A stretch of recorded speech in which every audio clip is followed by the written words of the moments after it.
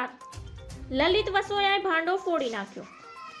કેટલાક લોકો જજ ખાટવા ધોરાજી હોસ્પિટલમાં તબીબોની ઘટ મુદ્દે રાજકારણ ગરમાયું. મહેન્દ્ર પાડલિયાએ કરી સ્પષ્ટતા.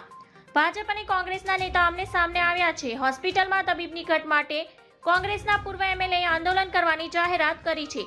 ધોરાજી સરકારી હોસ્પિટલમાં કુલ 66 જગ્યા સામે 38 જગ્યાઓ ખાલી. 4 મેડિકલ ઓફિસરની જગ્યામાંથી 3 જગ્યા ખાલી છે.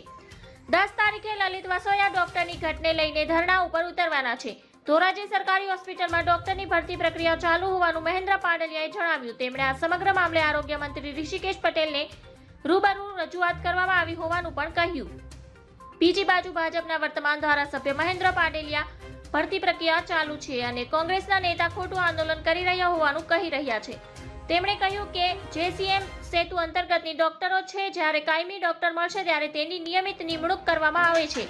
આ ક્લાસ 2 માં 4 જગ્યાઓ ખાલી છે. તે પૈકી 1 જગ્યા નિયમિત ભરેલી છે, જ્યારે બાકીની 2 જગ્યાઓ પર પ્રતિનિયુક્તિની રાજકોટની હોસ્પિટલથી સેવા બજાવે છે અને 1 જગ્યા ખાલી છે. ધન્યવાદ. જય